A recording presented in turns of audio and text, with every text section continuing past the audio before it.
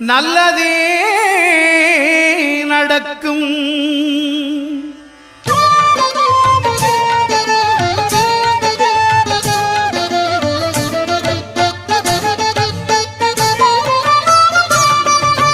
9 கோளும் ஒன்றாய் காண